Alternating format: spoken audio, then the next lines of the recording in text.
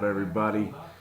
This is Jason with another episode of the Anthem of Impact Wrestling show. We're going to go over last night's episode. Things started off with, we're just going to jump right into it, and then I'm going to give some thoughts here at the end over actually several different topics. But we started off with them continuing the storyline again with JB and Josh. I get it because you got to put it at the beginning of the show. I think if you were to put it in the middle of the show, one, it wouldn't make any sense, and two, then you have this kind of lull in the middle of the show. But Impact's been doing a really good job here lately of having this show just really start off and with something exciting and get you going.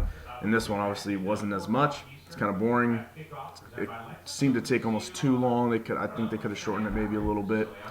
But it's fine. Keeps the story moving. Kind of interested to see really where this fully goes, because I think this has a lot more to do with the changing of the guard than it is just like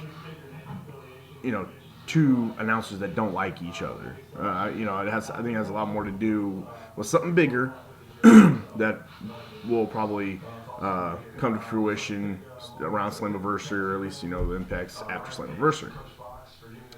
But the first match of the night is the X Division match. We see the debut of Matt Sydal, and he faces Trevor Lee. Now,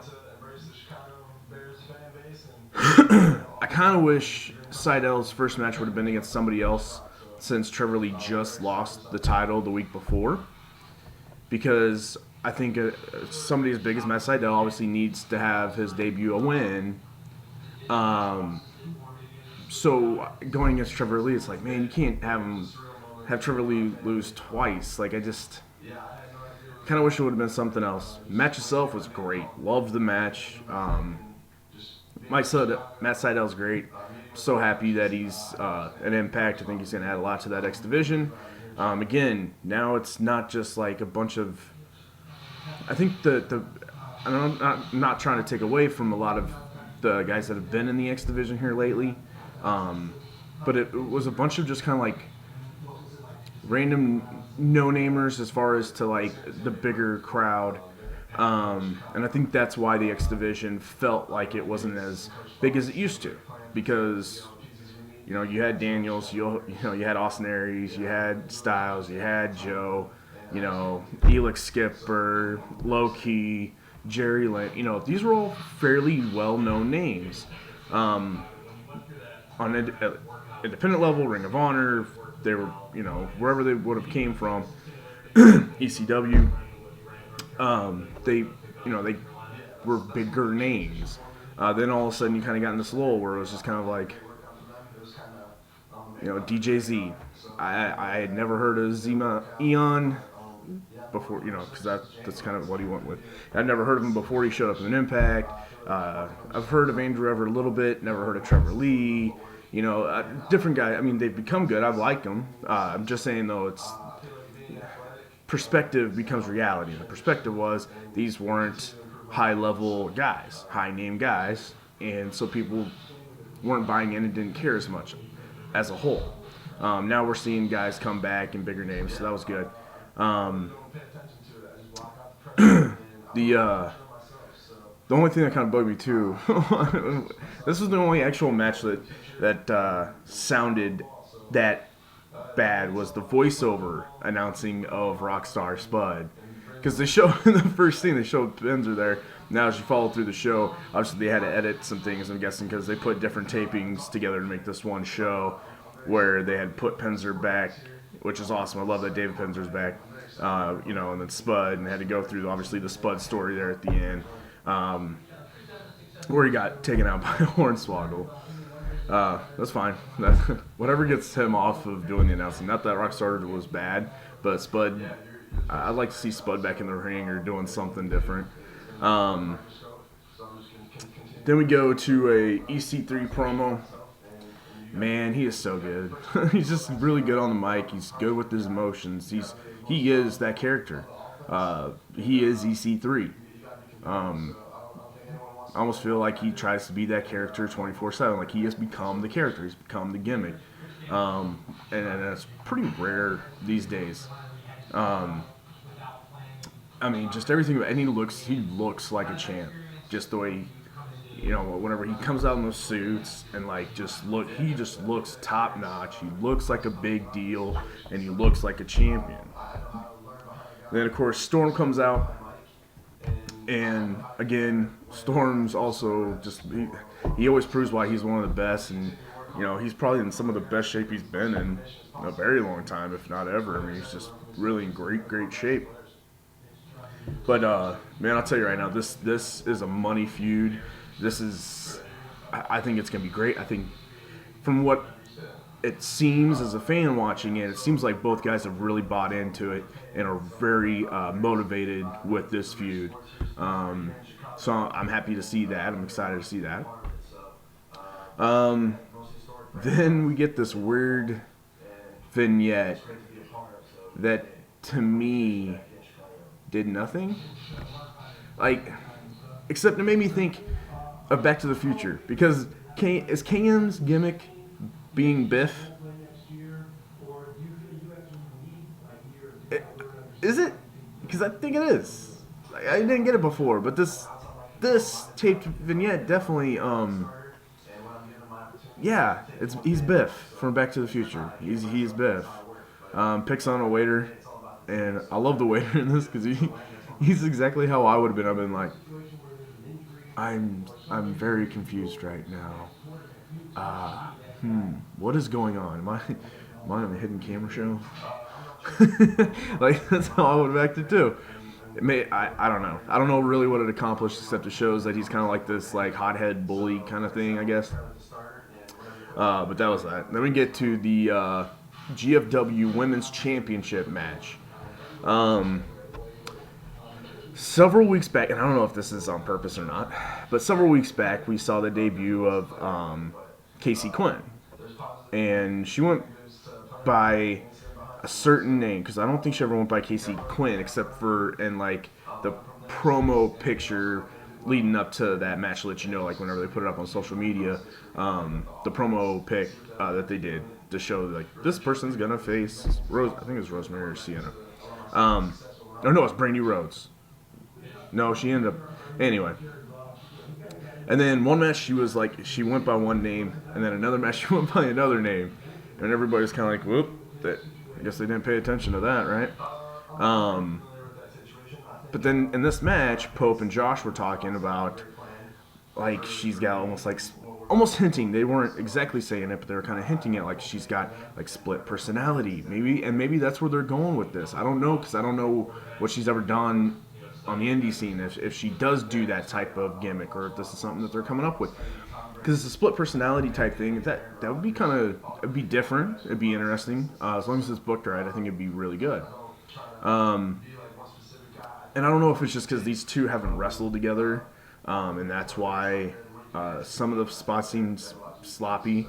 But I don't know. She needs to get a little bit better.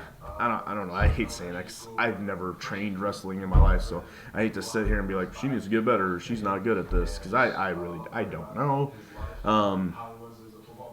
But the GFW champion, Christina Von Eerie, is because I always want to say Christina Von Eerie, but it's Eerie, like she's eerie.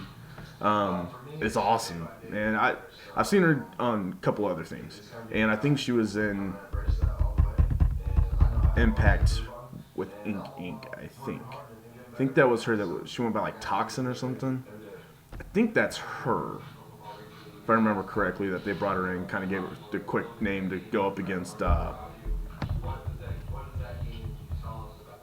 Who were they feuding at that time? Because they had a woman. Man, my memory's just killing me. But anyway, she came in that one time, and I think that was her. So I've seen her before. I've seen her whenever I could catch some videos on YouTube about GFW and some other things that she's done. So I knew she was good. But man, like I really liked everything she did. And I think whenever we see her versus somebody like Rosemary and Sienna, I think that's whenever she'll really shine. She's going to be a huge star for Impact, I think, too. But it was an okay match. But I was I came away really impressed with Christina Von Erich. Um, then after that, uh, they showed a quick vignette promo package of Angelina Love and Davey Richards right before the Grand Championship match. That was awesome. I was really impressed with that. Again, Kevin Sullivan, great work. That was done really well. Actually, I sat there and was like, oh, great. But then that led into, like I said, the Grand Championship match. It was a pretty good match. But again, the whole match, I just kept sitting there going, God, Davey is so damn good. And he is. He's just so good. I, I like Moose, and I think this has been good for him. I just feel like since he's been grand champion, he's like they kind of made him look like a little bit, getting a little bit better, and then it's just kind of stayed. I'm not gonna say it's been stale, but it's just kind of been, hey, he's grand champion, and he'll have this match. And I think some of that has to do with the fact that he's been going over to Japan a lot and going down to Mexico and stuff to wrestle. So he's not always at every taping because he's doing traveling. But the match was fine. Just continuing with the Davey and Eddie stuff.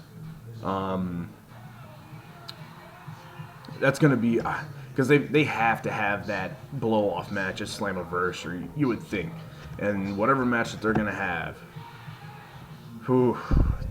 that's going to be. I mean, we're so far away from Slammiversary yet.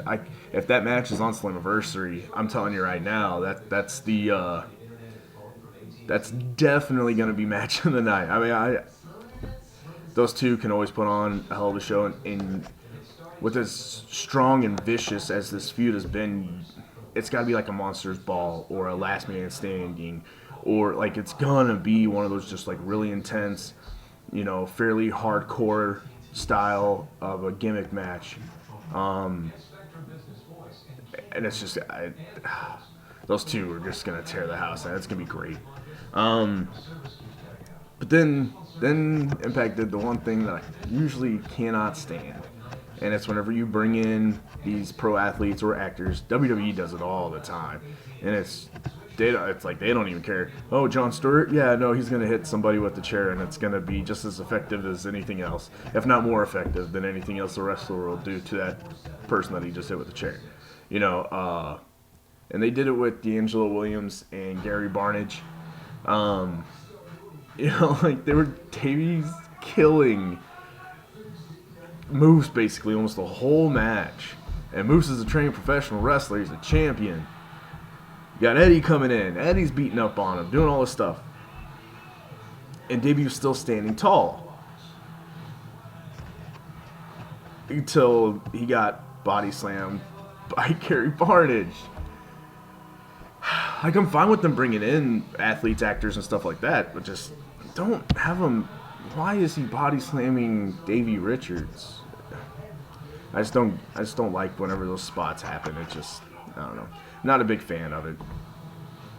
Then we go to another Congo Kong squash match. Okay, he is impressive. Don't get me wrong, but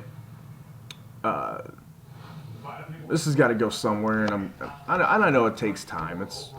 But it's just okay match. Not much really to elaborate on. It's okay. He's very impressive. And hopefully they do some really good character development with him.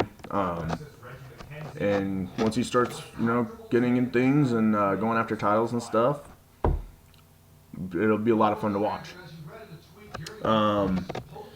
Then we get the debut of the Veterans of War. It was good to see Falaba and Mario Baccara back. Those two are a great tag team. And Falaba just, man, that dude is so good. Of course, at first I was like, okay, everything. We actually get the entrance of Veterans of War. And at first I was like, are we just gonna just not like pretend that he's not Crimson. Like we're just gonna pretend. And then finally, Josh kind of threw out that little line like, "Oh, some people might remember him as Crimson like later on, but at first they're like, the man on the left is Mayweather." Okay, probably should have said something then. So then you don't have people like me sitting there going, just gonna pretend that's not Crimson. You can't do that. There's no way. You're gonna have to bring that up. Um, and then Will Cox is the other guy's name. I think it was goes by Jax Dane or something like that on the Indies. Impressive looking dude as far as just he's a big guy. And he's got a good like grizzled looking face, like, and sometimes that's like really big obviously in professional wrestling, having like a certain look, and he's got it. He looks good. Crimson was jacked. Mayweather, Crimson, it's gonna be hard to call him Mayweather. Is just jacked and chiseled, man. That guy was impressive looking. The match itself, it just didn't seem cohesive. Like it just was very choppy, and I don't know. I don't know how I feel about the match. It was okay. Wasn't great. It felt like to me like Wilcox and Mayweather need more time together. And I'm not just talking about in the ring, because I think they probably need some of that too. I don't know what their background is, but it just everything seemed off. Because their entrance was like supposed to be all kind of timed, and you could tell like they're both kind of like looking at each other like, yeah, this okay, left, right, kind of trying to do it without being too obvious about it. And it seemed like they were just kind of off, and just kind of off on certain tags, or wanting to give each other high fives. Even seemed like they weren't on the same page, and so it was, it just seems like they need more time together as far as being around each other all the time, hanging out, being in the ring, get some more matches under their belt. It's a good premise, Veterans of War. I have my certain thoughts on that I'm going to get to at the very end about the Veterans of War and some other things. But, excuse me. But yeah, can't wait to see where this goes. It's just another tag team added on to this just huge tag team division now all of a sudden. And I'm very happy about it because I love tag team wrestling. So we'll see where the Veterans of War goes. Obviously, Falaba and Mario Baccara, we saw them in that triple threat match before with more like X Division style guys and faster pace, and they were very, very impressive in that.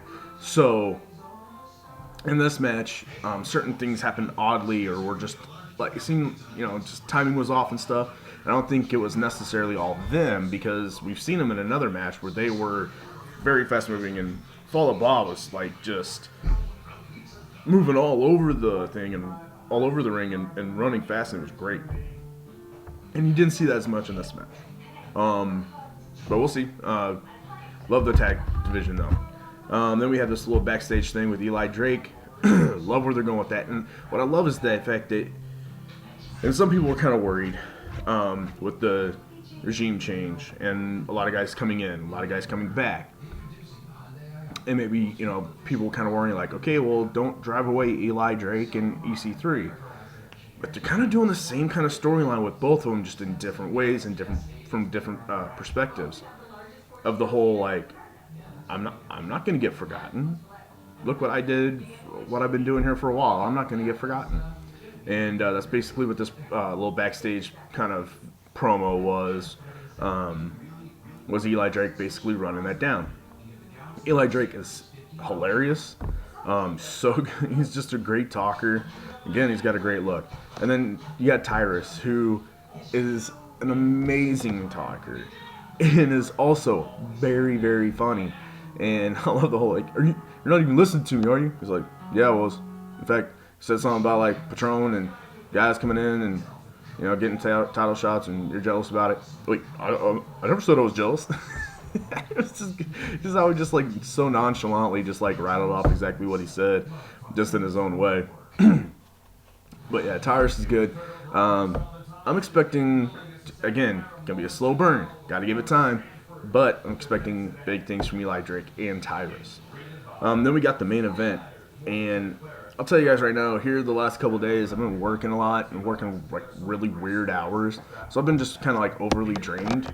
And watching this episode as a whole, like I watched it on the DVR this morning, and kind of going through it, and admittedly, I'm kind of overly worn out, just kind of tired.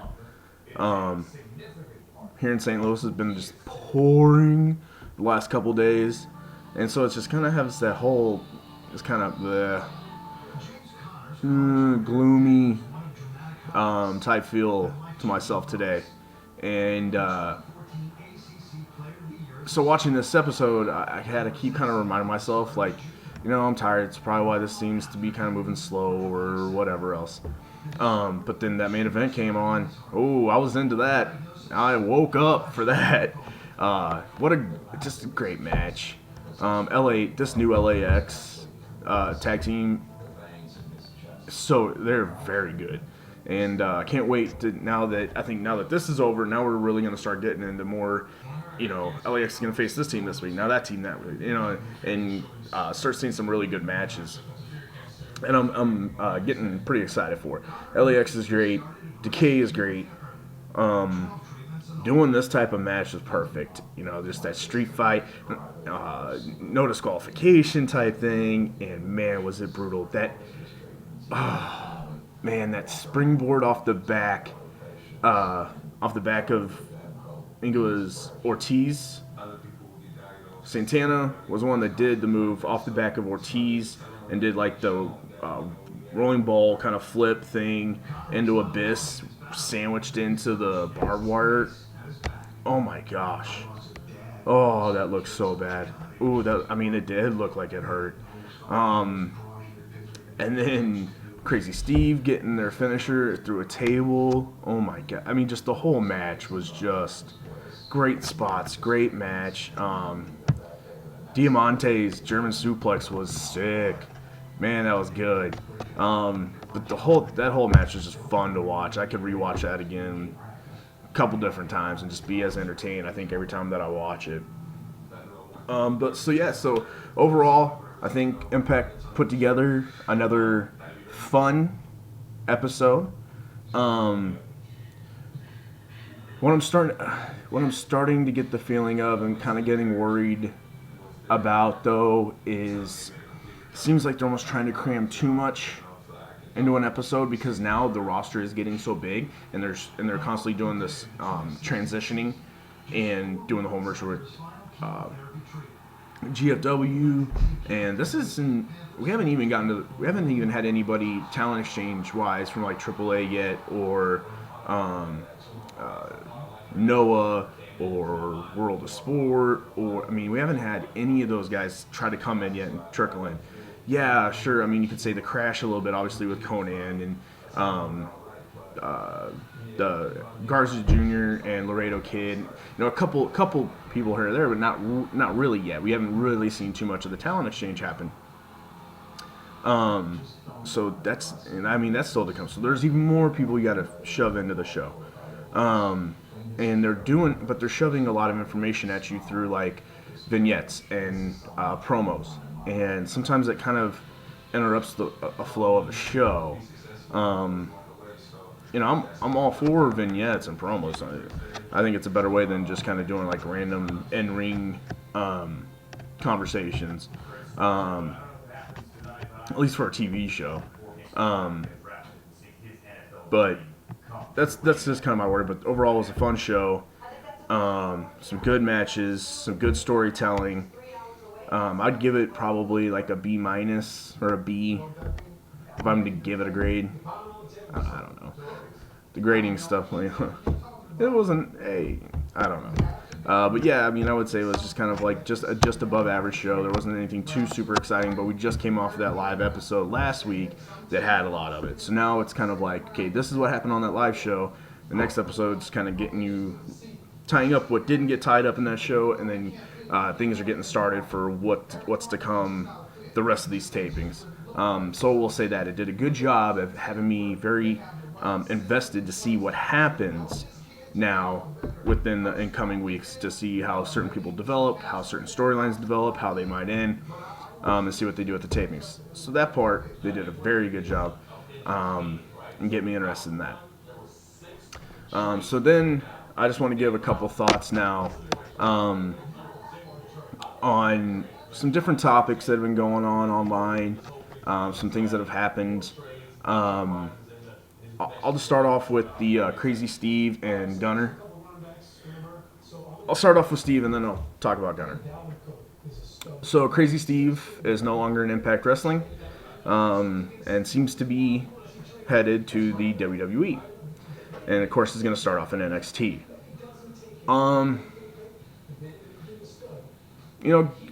Good for him. I'm not, a lot of these guys, that's their end goal, is going to the WWE, and that's fine. Never going to hate anybody for trying to go make money, get a paycheck, and try to, chase their dream. As an Impact Wrestling fan, the thing that makes me the most mad is that now Decay's probably done. And from some of the things I've seen coming out of the tapings, seems to be kind of going that way. And that sucks. I like Decay. I like the group. It was something that they could have continued to evolve into so many different things. But good luck to Steve in the WWE. I personally, and this has nothing to do on his ability whatsoever. It's just what I think of the WWE at this point. They're not going to do anything with him. They're not going to know what to do with him. And if he stays the Crazy Steve gimmick, he's going to be super limited in the WWE. Because it seems like whenever they have these certain unique gimmicks, they just pigeonhole you and they don't let you evolve. They don't have you. People that are fans of Bray Wyatt say this all the time. And you see it written on Twitter all the time, on Facebook. You see him in the YouTube videos and people review it. Oh, this week Bray Wyatt came out and did another promo saying nothing again. Bray Wyatt has not evolved hardly at all since his debut. He has a little bit, but not much as far as, maybe the aesthetics of it have evolved, but him specifically have not really evolved. His stories all pretty much are the same thing. He tries to say that whoever he's going against is going to get destroyed, and that person is going to be shown because he knows all, and then he tortures, plays mind games with them. They go to a pay-per-view, he loses, he moves on. Nothing changes. So I think that's kind of where Crazy Steve's going. They're not going to do much with them. They're not going to know what to do with them. I hope I'm wrong. I really, really hope I'm wrong. Because I like Crazy Steve, but I just don't. And then of course all the Impact haters out there. Oh, they're losing another. Yeah, it happens. People move on. It happens all the time. This is not something new, but of course, with the whole regime change and everybody now jumping on that bandwagon of, oh no, nobody wants to work for Impact because, whatever. And then the other person is Gunner. Gunner going to the WWE. Again, whatever, good for him. The only thing that, and maybe I'm reading too much into it, but whenever they first showed that vignette of the Veterans of War, and everybody went, ooh, it's Crimson and Gunner, because there's a shot of a face, right? It's like this eye, right? That was definitely Gunner. There's a reason why everybody thought that was Gunner, because I almost 100% positive I'm going to go 95%. I think I'm 95% positive that was Gunner. That's why we all thought it was, because it was. And I think what happened was they were getting ready. They were doing some of this stuff. He probably wasn't signed to a contract yet. And they were probably getting this Veterans of War thing going, shooting some promos, getting stuff put together. And then the WWE was like, hey, yeah, we decided we do want you, and pass this physical, and you'll start in NXT. And he went, oh, I'm going. I'm going to go to the WWE now.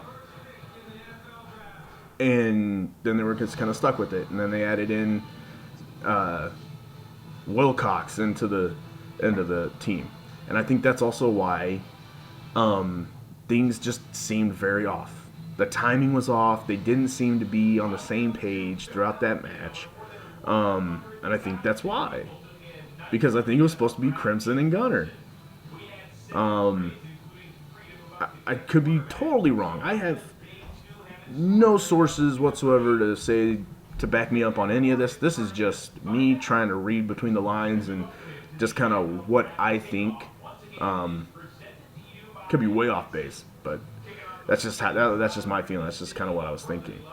And then of course, whenever Impact is doing well and starting to make some strides and viewership's going up, the Impact Zone looks packed in a bigger soundstage too. These guys got to put out, these dirt sheets have to put out something negative about Impact. And then, the negativity story this time is, to me, unless somebody was fired, it's a non-story. Because people get in arguments all the time. But whoop-de-doo. I could have cared less about this story. And it's the whole story that supposedly something happened backstage where Karen got mad at Bob Ryder and was yelling at Bob Ryder, and then Jeff saw him in the parking lot and Jeff was yelling at Bob Ryder. But then at the very end of the article, they say, but Bob Ryder must not have been fired because he was at the Nashville headquarters today in meetings and doing all, just going about his job. Okay, then why report it? Why even talk about it? And I hate this in all journalism. It doesn't matter if it was, story in football or in politics or in business or in wrestling or in WWE. I don't care where it happened. I just hate these type of stories. People get into arguments. People get into fights. They're adults. They get over it and they continue to do their job. Happens every day. Happens inside of a family. I'll get in an argument with my wife. We move on. We're adults. It happens. These things happen. This is what happens in life. Something happens, somebody gets mad, then they move on, and then whatever. They make up and move on. So who cares? But, hey, let's get that story out there because people are starting to like Impact again. It's very, very frustrating whenever you see those things because I just feel like it's just like, man, people just love to try to pick and prod at things that they don't like anymore instead of just letting them be. If you don't like Impact, let it be. Don't make it your be all end all to try to take it down or trying to ruin it or try to make it go out of business. Come on, just let it be. That just doesn't make any sense to me. What else has been kind of story? I guess that's about it then. I can't really think of anything else. The next episode of this will be next week, of course. And then on Monday, I'm going to have an episode of the Anthem of the Universe, which I'll go over pretty much in a quick video, everything that's happened in the week of the WWE, including Payback. A lot of times I'll do it like on a Saturday or a Sunday, where I do kind of like a weekend review of the WWE, but since there's a pay-per-view, I'll wait and I will do it on Monday, so I can include Payback. So look out for that on Monday, probably afternoon. But so until next time, ladies and gentlemen, peace.